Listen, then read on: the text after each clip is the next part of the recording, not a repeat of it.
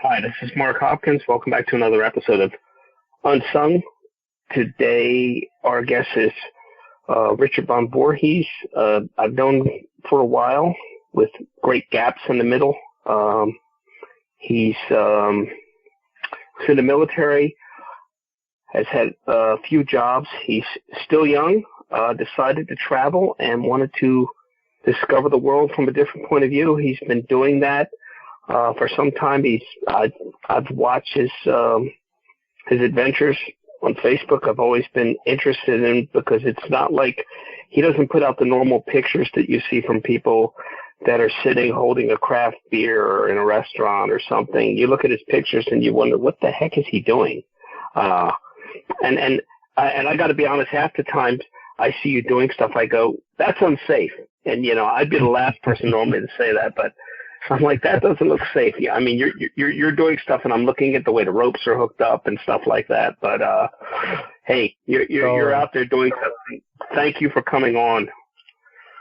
You're very welcome. Thank you for inviting me, Mark. Yeah, I mean, right now you're in the middle of the desert in your truck, right?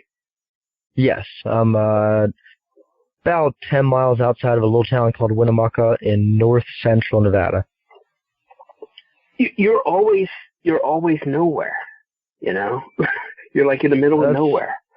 It's the easiest place to live in your vehicle and live like this, and gives you a lot of room to be free. And what made you were in the military for 8 years? I joined in 2010, and I was in the Air Force active duty for 8 years. And I left active duty and transitioned to the reserve about 2 years ago.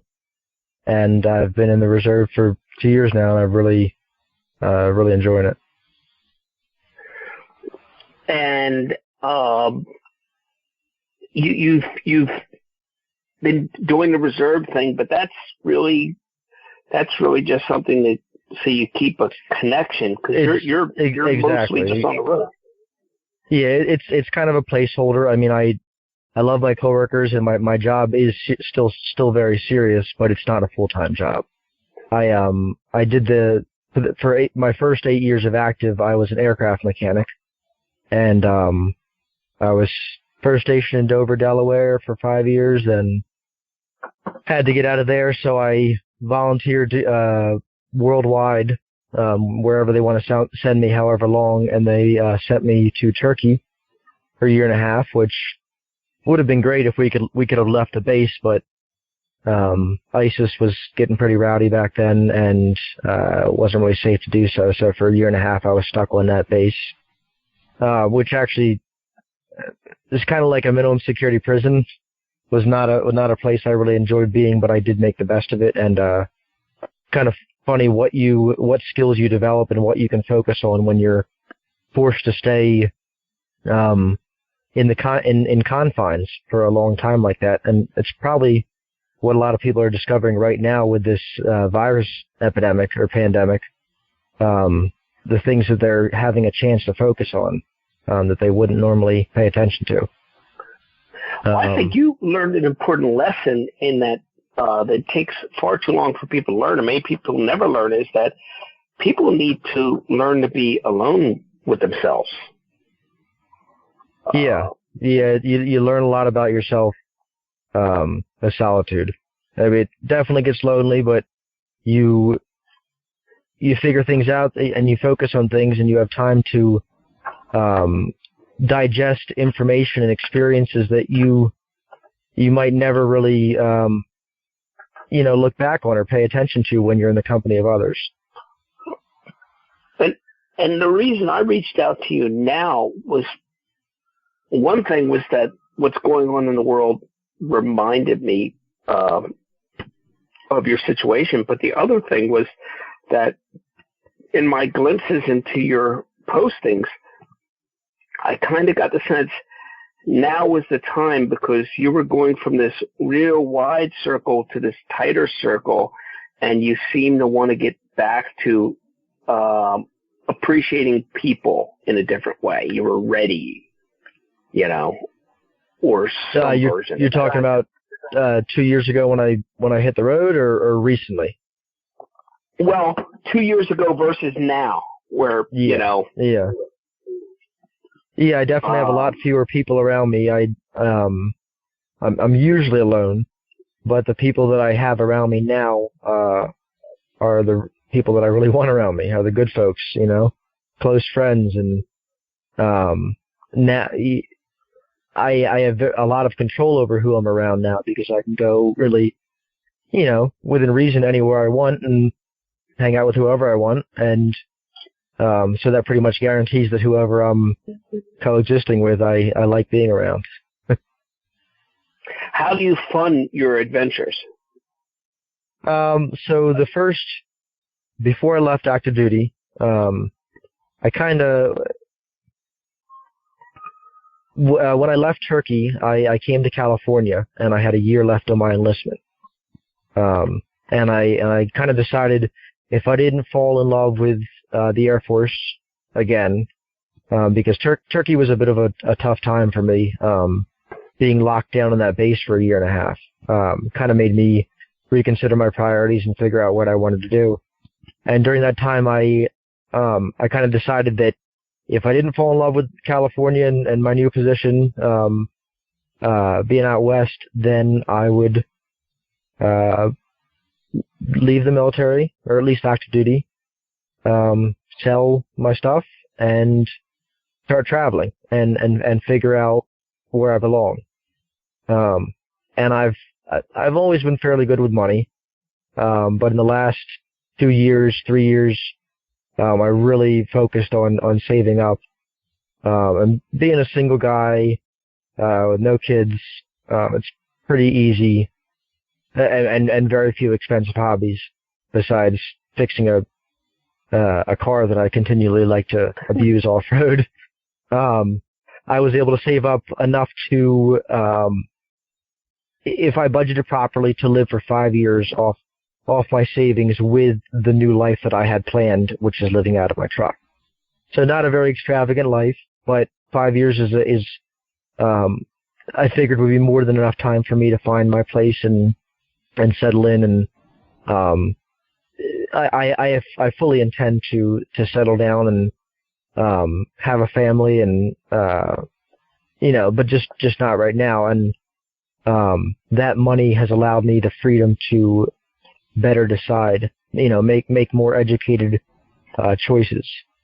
But right now, for the first year of traveling, I lived off my savings, and I was spending about $1,600, $1,700 a month, roughly. I forget what that works out to a year, but like 20 grand a year, somewhere around there. But I've, in the last 5 months or so, I've really been fortunate to just kind of wander into jobs and people that have asked me to work for them. And whether it be doing auto work, or working on farms, or renovating houses, or all sorts of jobs like that. I've met a lot of people, and I guess made a good impression, and people have asked me to work for them. So right now I'm no longer living off savings. I'm living off working about 1 week each month, and that's enough to fund the other 4 weeks. Now, when you're saying you're meeting new people, what have you seen from your unique perspective, going around the country and meeting people and everything? What have been your observations on people? What do you think that other people just don't see the same, because they're getting everything filtered through screens and they're not actually experiencing it?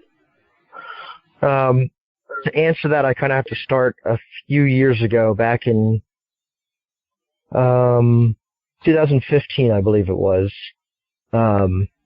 My close buddy Chris and I, we were living together. The three of us buddies were living all under one roof, and I had a conversation at work with some guys, and I forget how the topic came up, but the question was whether hitchhiking would still be possible in the United States in this day and age. And everyone seemed to think that it would be impossible, that people wouldn't pick you up, that you would be arrested, or just no one would feel safe doing that. And I kind of thought they were wrong. And so I started talking to my buddy back when I came home that day from work, and we decided to try it. And we set our sights on Virginia Beach. Is about a 5-hour drive south from Delaware, and we ended up catching 10 rides with about 15 different people, and rode all the way down to Virginia Beach and back over a 4-day weekend. And it was really inspiring, the people that we were successful, that people picked us up, that we weren't waiting hours out, on the side of the road, that it happened quickly. And it was fun to talk to each one of those people that picked us up and ask why they did that. And then get their life story, kind of a little snippet. Sometimes they were only 10, 20-minute rides. Other times they were a couple hours. But it was fascinating to me to learn, to get a window into their lives. And I discovered that putting your thumb out on the side of a highway asking for a ride is a filter that only stops interesting people. I mean, I suppose there might be some bad folks out there. Hope, God forbid, that happens, but I haven't experienced it. But everyone that's picked us up was always had a fascinating story, and was very good natured, and it gave me a lot of faith in my in the people around me. And then we proceeded to do that. I did that with another buddy, another 400 miles from Tennessee down to Panama City Beach. And then we went all over the East Coast. And I've gone a little bit through Europe hitchhiking, and Oman and Thailand. And everywhere I've just met really friendly, awesome people. And really none of the types of people that the naysayers told me that I would meet. Dangerous people wanting to do me harm or anything like that. So it really changed my outlook and expectations of other people. Made me a lot more willing to be interactive with them. And then I started picking up hitchhikers myself. And I've had some awesome interactions doing that. One time I picked one up in Indiana. His name was Jimmy. And I had him drive my car almost the entire way to Vegas while I slept in the passenger seat. I mean, we talked, but that was the trust level. After a couple hours of driving, I said, "Hey, do you mind driving?" So he drove, and we kept talking, hanging out, and it was like a 2,000-mile drive. And this last summer, I picked up another one in,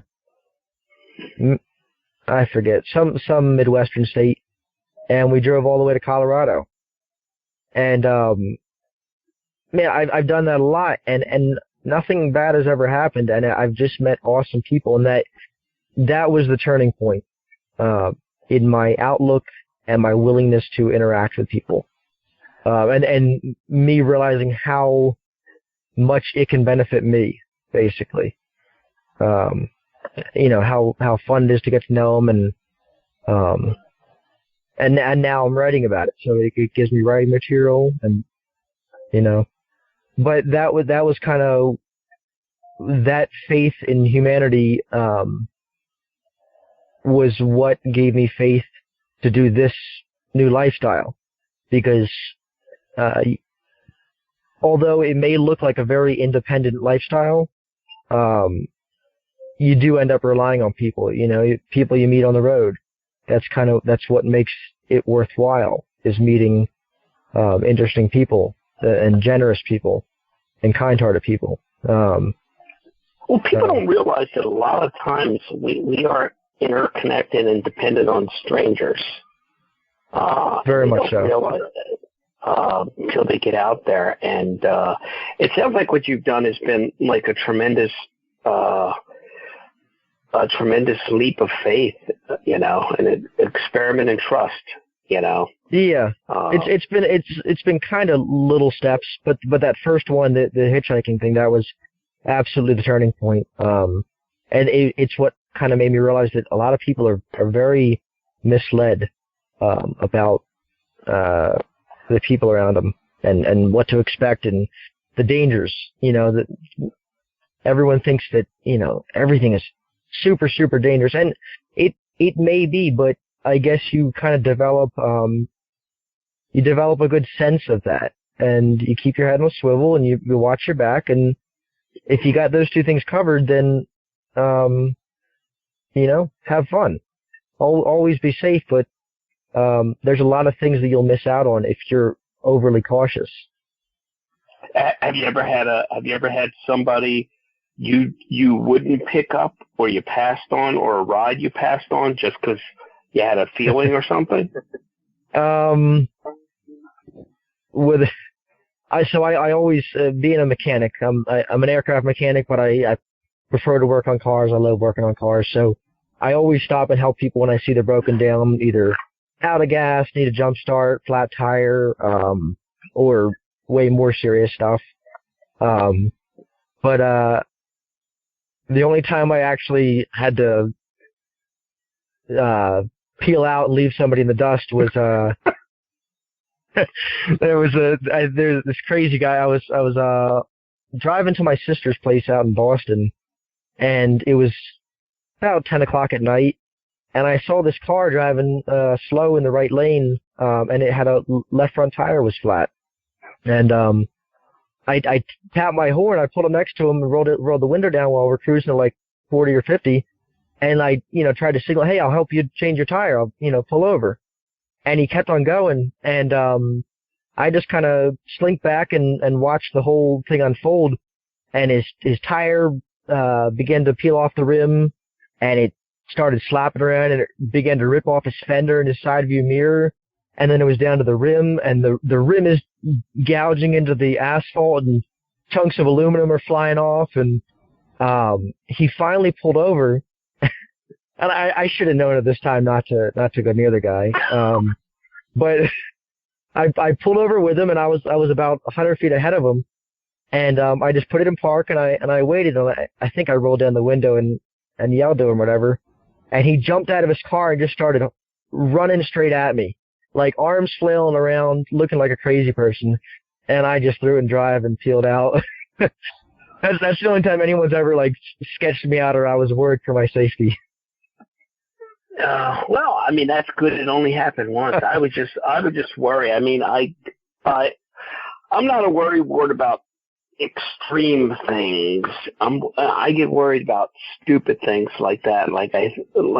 I've had so many situations where I've tried to help people and gotten hidden in the back of the head by the person who I was helping protect the other person from, or you get in the middle of something and you realize it's way sketchier than you thought. So I'm kind of like you said, head on a swivel. I kind of go into it in that, how's the situation end? Does it end on the Discovery Channel? Are there milk carton pictures involved? So I mean, like I said, looking at your pictures, I look at your stuff and I look at some of the stuff and I'm going, don't do that. That's not set up properly. And I realize, you know what? He's not. He'll be fine. He'll be fine. Be fine. Yeah, it's I guess I've become a little bit more cautious with the picking up hitchhikers, not because of any one incident, but just because I've become a little bit smarter, and I realize that there is risk, or even helping people on the side of the road. Now I kind of have a set of rules. I'm very careful. I usually don't do it if it's dark, and if there's multiple people there, I'll stay in my car. I'll roll the window down. I'll kind of talk to them through the window, and just get a sense of where they're at and whether they seem like their backstory is true and whether they seem calm and at ease. And if they don't give me that good warm and fuzzy feeling, then I'm not going to help them out. Well, see, the problem I haven't had that. I don't have as much concern for helping people, as bad as it sounds, because everybody's got a cell phone now. You know, it's not like in the old days where you were just flat out stranded somewhere. You know, I'll usually pull up and say, "Cell phone? You got a cell phone? Yeah." And I'm good or whatever. You know, if you see somebody doesn't have a cell phone, it's a different thing. So, you know, they have the same access. They're not stranded per se. And usually when I get to somebody, they say, no, somebody's on the way, AAA is on the way, whatever's on the way or whatever, you know, and you want to help people, but you also don't, you know, you don't want to do something that jacks up your life for a couple months because of a choice to help somebody, you know. No, definitely. And like I said, it's kind of I have a lot of confidence in my ability to judge the safety of a situation, and I suppose that'll last until, you know, something bad happens. Hopefully it doesn't, but I just have a lot of confidence in my ability to evaluate people and tell whether they're telling me the truth or whether they're, you know, trying to, you know, hurt me or something like that. Right. And nowadays, like I said, I'll just roll down the window, crack it, and talk to them for a minute or two before I get out of the vehicle. And if things feel good, then I go with it. If they don't, then I don't. See, I know what would happen with me. Like, I remember from trips with my buddies, and my one buddy he was open to anything, and, slight exaggeration, but, you'd fall asleep in the backseat of his car, and you'd wake up, and he's on the passenger side now, and there's like a naked person driving the car. And you're like, pull over. What happened? Pull over. Right now. That would be startling. Yeah. And so when I let him drive, he wasn't naked. And like, that's a little better, but how did a person undress?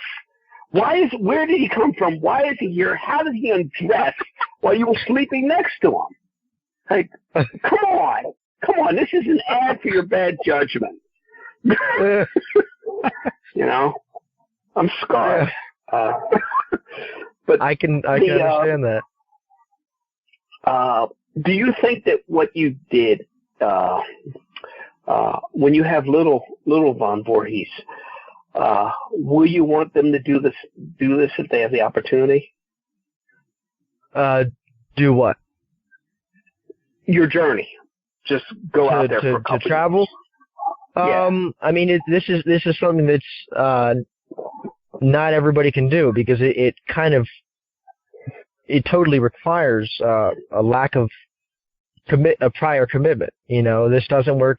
It doesn't work very well if you're in a relationship unless you got a significant other that's really down for it, which is kind of hard to find. Usually doesn't work if you have kids. If you're a homeowner, have debt and stuff like that. There's a lot of things that preclude you from doing a lifestyle like this. But if you have the financial means to do so, and you're curious and you're not totally satisfied with your current position in life, then absolutely, yeah. I mean, I'm confident that when I settle down, it will be because I've found my calling. I know that because that's the only reason why I would settle down. If there's someone out there that's questioning that, then it just makes sense to take some time off and figure things out. But I mean, if they straight up have the money, though, if they straight up have the money to do it in the comfort level, that's kind of different. I mean, what you're doing is not like some, rich kid's trip. You kind of got it together, decided what you wanted to do that worked for you to be a better human being, for you. and you budgeted and did everything to save it. This was your investment into your future. Yeah. So it's kind of a different thing. If somebody just doesn't has that complete comfort level, like I was telling somebody the other day, I saw one of your pictures where you had, and I'm probably messing this up a little bit, but you had basically modified your truck to use it to supply hot water for a washing machine. Yeah, to wash clothes. So before I hit the road, just in case any of your listeners are curious what I'm actually living out of, it's a 2002 4Runner, 4-wheel drive V6, and I have a TTR 225 dirt bike that's been converted to street legal, and that lives on the back of the truck. I have this hydraulic lift that lifts it up real high, so I have really good ground clearance. And I have a fridge in here, a full-size mattress, all the tools I can need, recovery gear. And the last piece of the puzzle, I did all this so that when I hit the road, I would be, whenever I decided to stop traveling, it would be because I had found where I belonged, not because I couldn't stand living in a little truck any longer. So I wanted to make sure that I covered all the bases that would allow me to live comfortably, or, comfortable within reason. And that included being able to prepare food, store food, and being able to shower and do laundry and all that stuff. Everything you do in a normal house. So I did a little research into that, and I found a way to use a heat exchanger, which is mounted in line with my engine's cooling system, that uses the hot engine coolant, which is about 190 degrees, 188 degrees, to heat up fresh water that I pump in. And it doesn't mix the two fluids. It just uses the engine's heat to warm incoming fresh water through this little tiny thing called a heat exchanger. And it's these metal plates that are brazed together that allow thermal energy transfer. And I have an electric pump that supplies the water in a 7-gallon tank. And what I'll do is I'll recirculate that until the water's about 110 degrees and shut the truck off. And I can take a nice hot shower. Take maybe 2 showers with 7 gallons if I'm out in the desert. Or I can do a full load of laundry. And the laundry was the final piece because it really was a pain to have to go into town for a couple hours, usually in a not so great part of town, at some laundromat and sit there. It's ironic that you want to get away from people and be alone and be out there, and then you had this one kink in your plan where when you do have to go in, you have to go into a laundromat where you're just meeting people that are wearing the last clean clothes they own on earth, I suppose with the right mindset, I could turn that into a place where I would meet people, but somehow by the time I get there, I'm usually may not have the energy for that, and it's usually a little bit of a shady part of town that I'll go to. So that was just it was a drag to have to do that and have to go into town every week or so. So I started doing laundry with the hot water, and the hot shower thing was a really big. That's my little slice of home. Basically, I can go if I can find a body of water, a lake or whatever, stream. I'll take an hour-long shower if I want to. Just sit there. The truck idles. While it idles, it burns about 0.3 gallons an hour. So, I mean, at today's gas prices, that's like 40 cents for an hour-long shower. But me having an equipped vehicle is really an important thing, to be able to do it efficiently and to be able to stay happy, to keep your spirits up. It's really important to prepare your vehicle or whatever you're going to be living out of, so that you don't grow tired of the lifestyle or grow to hate it. Well, I know you were worried about time, but we're almost out of time. It's almost time when we do the pause and go to the after show. But I would ask you the final question for this thing is, what would you say to somebody who's listening, who's you 2 years ago or whatever, who's thinking about doing this? What would you say to somebody? I would say make sure you have your life in order, get your finances straight, plan as much as you can, but realize that not everything has to be planned. And oftentimes you can figure it out along the way. Just have the important bases covered and let the story write itself. Let the story write itself. There you go. There you go. That's good advice. Okay, well, talking to Rich von Voorhis, and we're going to do a little bit of after show. Talking to Rich von Voorhis about his journey across the country and the people he's met and the things he's learned. This is the after show portion, and I just want to ask you a couple things. You said you breezed over a little statement there when you talked about the mounting your motorcycle, and I bet you there's a whole chapter in that where you said you put a hydraulic lift on it to raise it up so that you had clearance. Mm-hmm. I bet you could write a chapter of your book about clearance, and because I see, like, I get the feeling from your pictures, if your trailer could speak, it would have its own story to tell. Yeah. The trailer I hauled for the first, about the first year that I was on the road, I hauled that intermittently, and I did so mostly not for the extra storage really, but because I had welded this motorcycle rack on the tongue of the trailer, and prior to that, I had like a standard motorcycle rack in the hitch of my truck when I would hold the bike without the trailer, and that rack stuck out really far and hung really low, and I couldn't off-road. It would drag the bike, and that was obviously really not a good thing. You can quickly destroy it, quickly get stuck, damage the bike, damage the rack. So when I would haul the bike on the trailer, I had this 3-axis articulating hitch that doesn't bind in any direction. It's not like a ball coupler.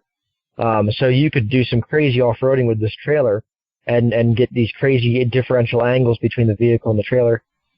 And that helps. I could actually off-road better pulling the trailer versus just the Forerunner and the motorcycle in the back in the standard rack because of the ground clearance. But I stumbled upon this motorcycle rack that has a small bottle jack built into it, and you pump it up, and it has this parallel linkage that lifts the bike about 2.5 feet up in the air. And that, coupled with the fact that I've flipped my hitch receiver upside down so that it lifts the square receiver about 8 inches up higher, the bike is super high. It's super high up, and it's you can do some pretty gnarly rock crawling without concern for the bike dragging. And sometimes I'll even go to the extra effort of attaching a cargo strap around the hub of the motorcycle wheels and ratcheting them up to the handlebars and the tail frame to compress the suspension to lift the wheels even further, to further increase the ground clearance. Because sometimes I'll look back and I'll be in like a boulder, like a rock garden, and I'll see the wheels rolling against the rocks. I was like, I should probably lift the bike up a little more. But yeah, that is kind of. Say again. You had to learn all kinds of shortcuts and rules of thumb to get through things. Yeah.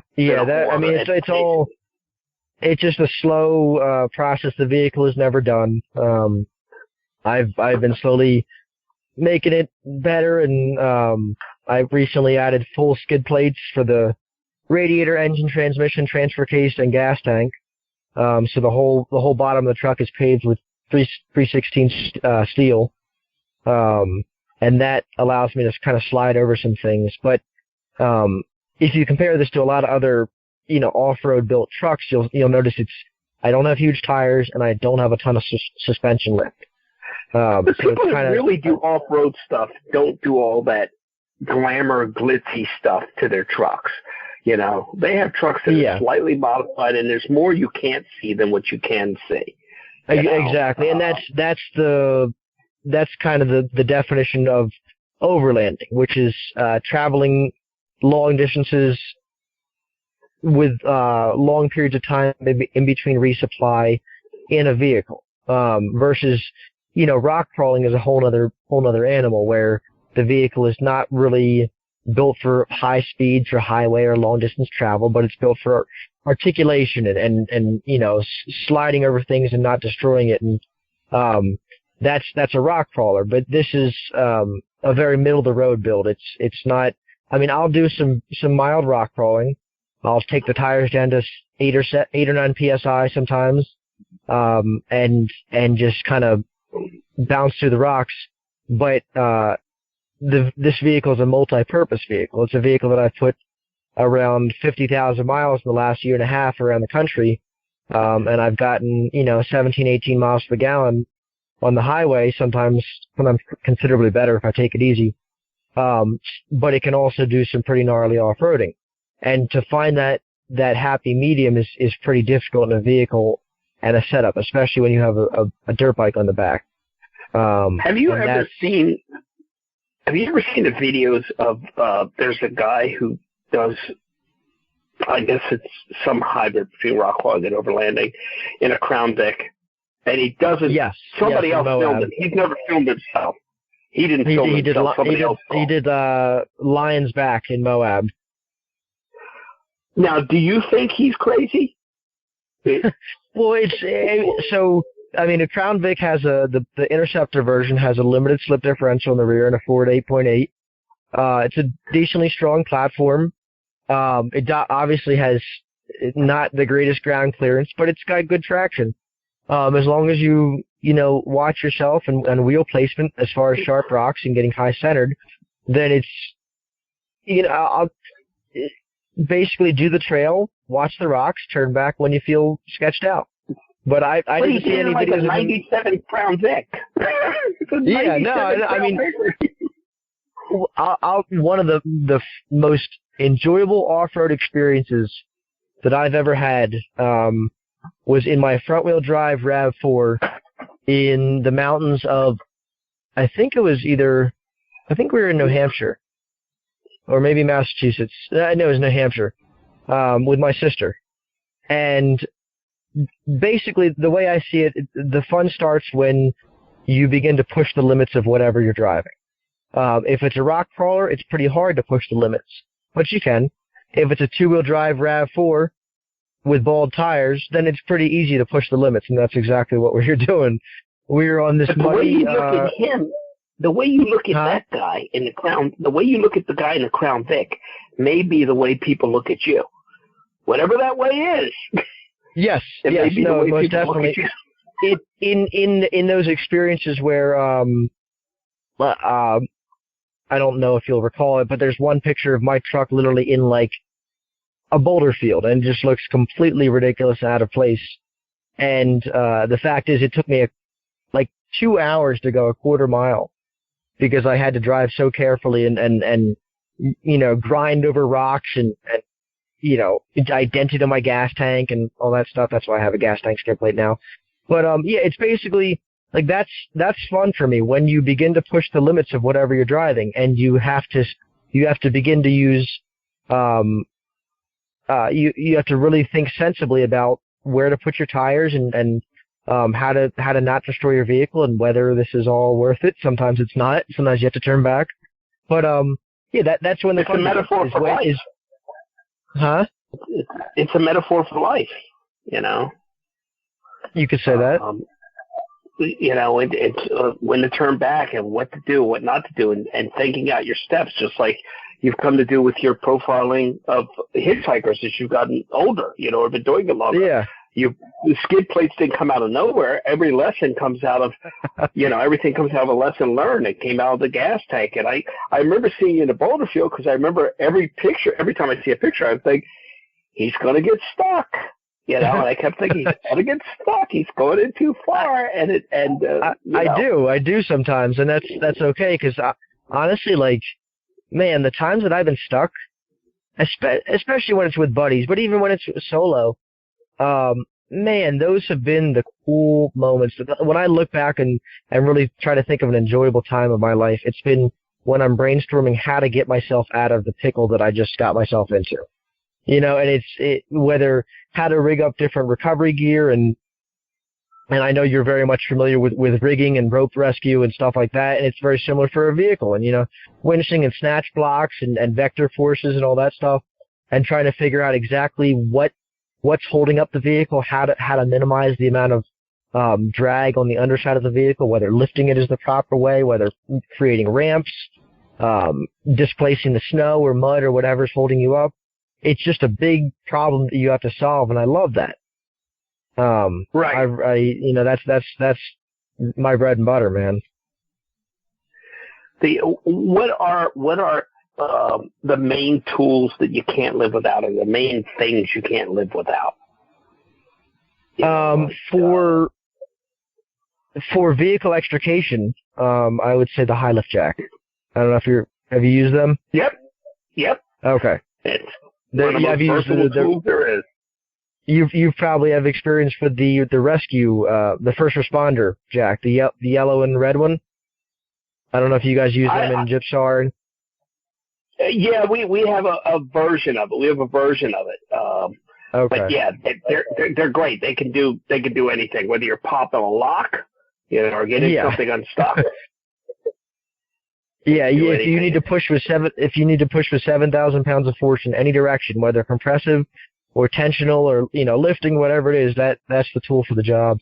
And I welded up this attachment. I took a couple pieces of steel and welded them together, and it fits over the nose of the high lift jack, and it creates a flat surface to go up against my tire.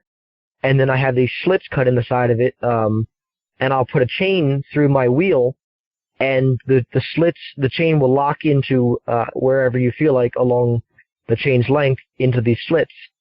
So you can make a tight-fitting attachment device directly to the vehicle's suspension.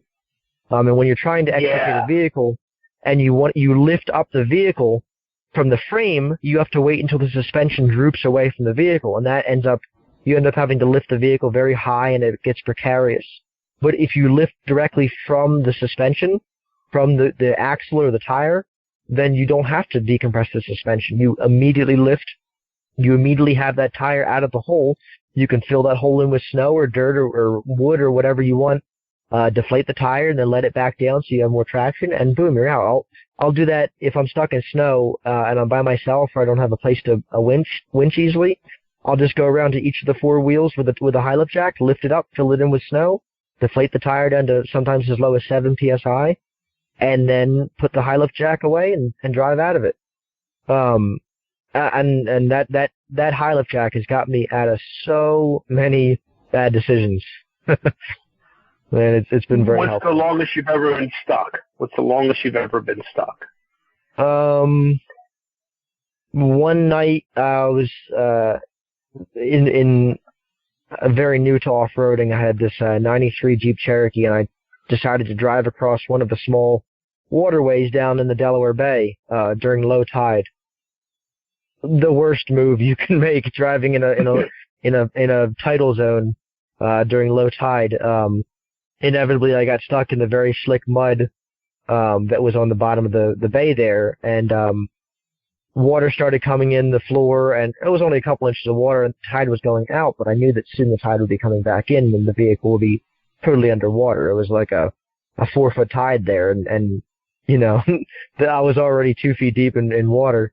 Over the next about 7 hours, let me see, two other vehicles got stuck trying to pull me out, and then finally my buddy showed up with a winch, and he was able to winch out all of us, and he saved the day.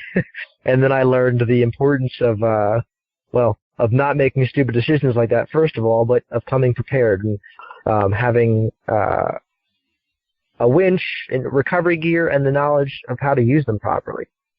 And that's the thing, like, so many people walk around, carry around a ton of tools, but how to use them effectively is a whole other story. That's what I've slowly developed through making lots of bad decisions and having to figure it out, is how to use all those tools to my advantage there. But we were stuck for, sorry. Continue. No, as you get going, you can have a lot of stuff, but as you get more experience with it, even though you may have the stuff, you could do more with less. Is what you learn. Exactly. You know. Yeah. Basically, I've my setup in my little Forerunner has been optimized for versatility, but not doing anything quickly. Most of the things, I have this vehicle.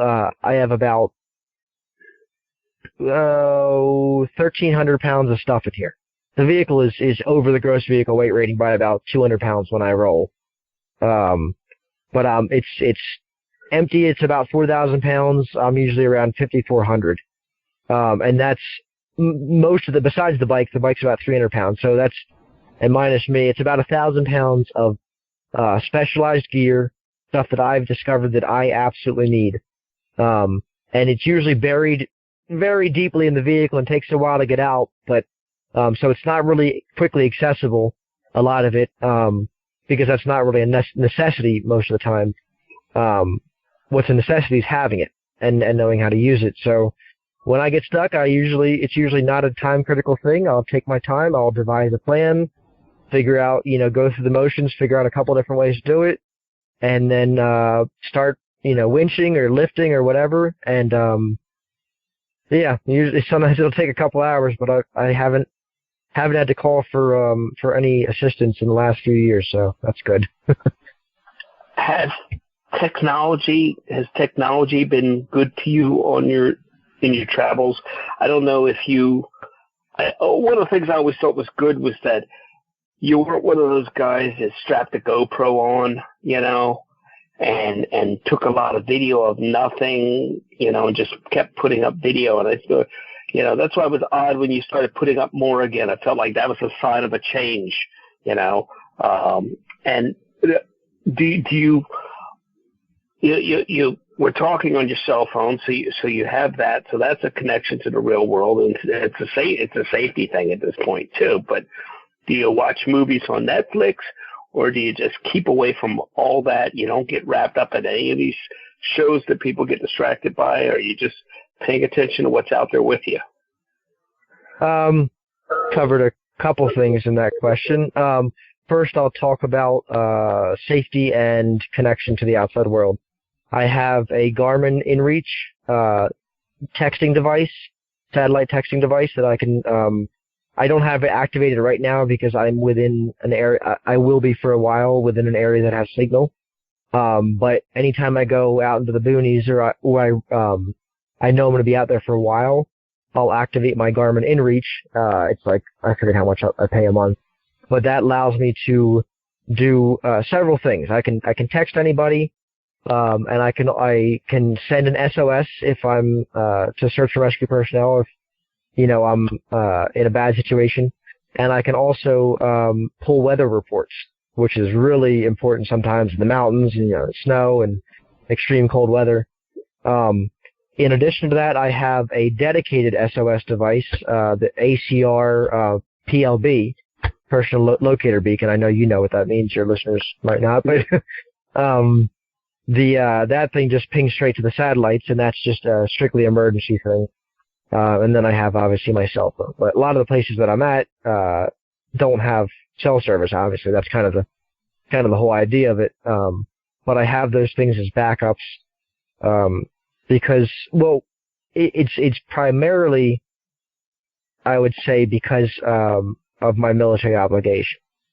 I can't be out of contact for days at a time in the military. I'm still on call. I'm still in the reserve, and I need to be reachable.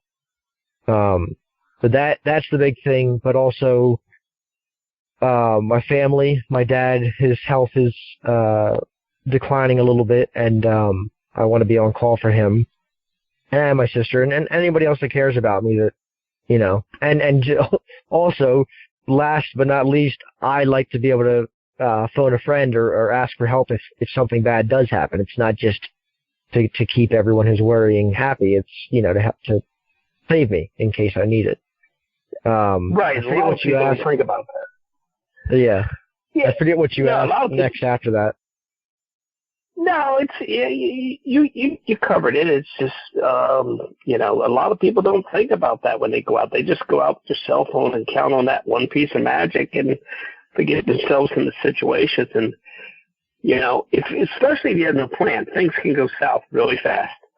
Yeah. I mean, there's the two extremes. There's going out without thinking about relying on others, which is kind of the mindset that you should have.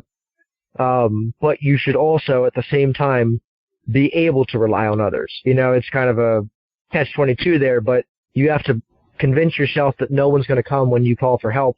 So you have to be prepared, but then you also have to provide yourself an effective way to call for help. Right. And and your family, are they still back in this area? Yeah, my dad, my sister lives up in Boston, and my dad about a little over a year ago moved to be close to her in Boston as well. He's in a dementia unit right now. Unfortunately, he's got dementia, and he's still pretty clear, but it is slowly getting worse. And he can't live on his own right now. But at least he's close to my sister, and I visited him a few months ago, and that's all I got. I got my dad and my sister. That's my mom passed away when I was 6, so it's been my dad and my sister for the last 23 years. So. Okay. Well, at least they're near each other, and gives you one area to focus on. I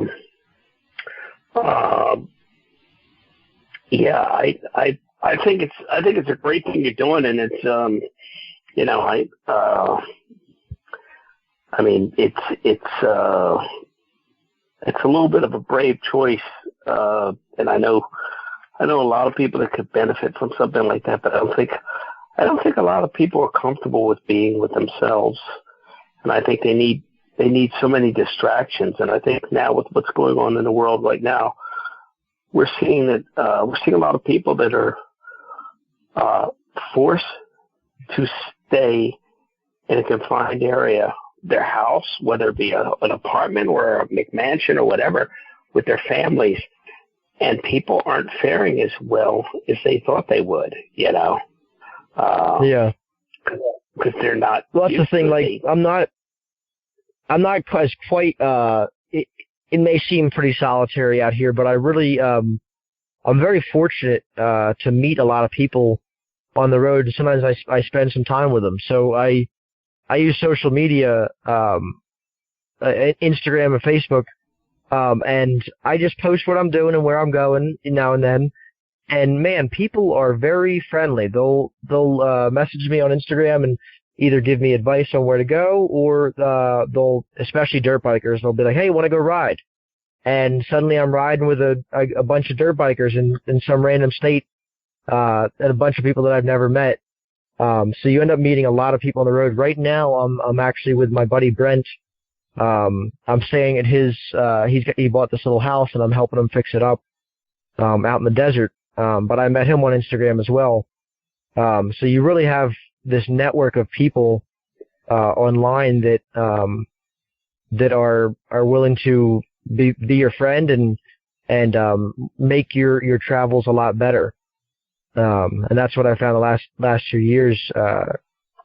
So much of it has been from people that have hit me up online and offer to meet or take me on their plane or take me in their paraglider or all sorts of crazy things.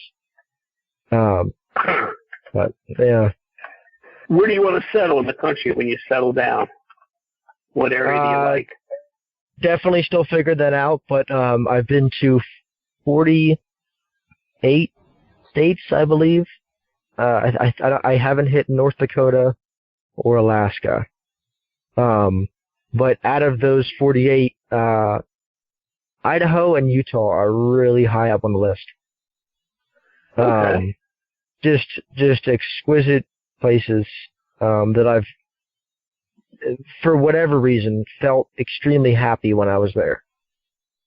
Just felt very free, and just couldn't take a smile off my face while I've been there. Out in the lava fields or the canyon lands or the desert or it's just they're fantastic places to explore and maybe someday live.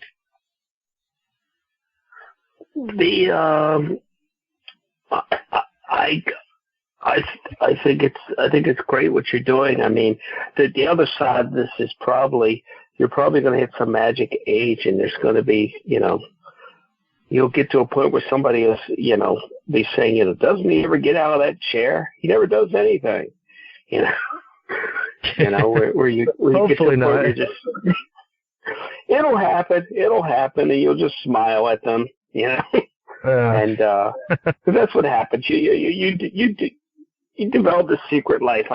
I thought my grandmother just sat by the window and sipped lemonade all her life, and then after she passed away, I found all this stuff. It's like, Grandma got around. She was all over the place. She was sitting there because she was resting. But it's good. Do you still keep in touch with anybody from out here?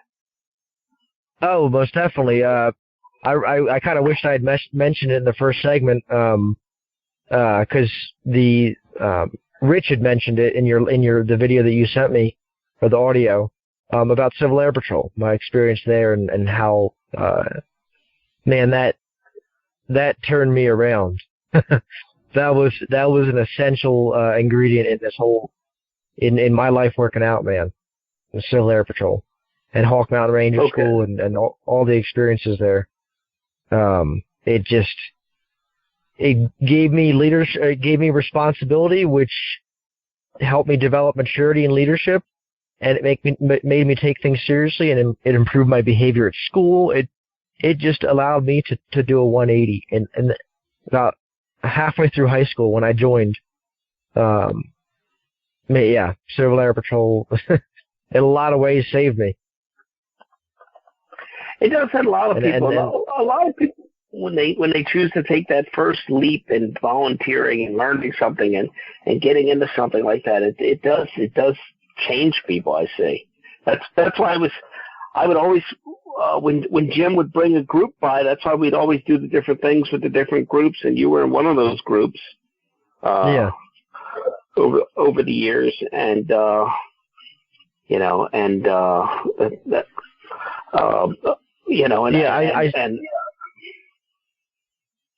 I still keep in contact with Jim and Mike Hathaway and a bunch of other cadets from Civil Air Patrol.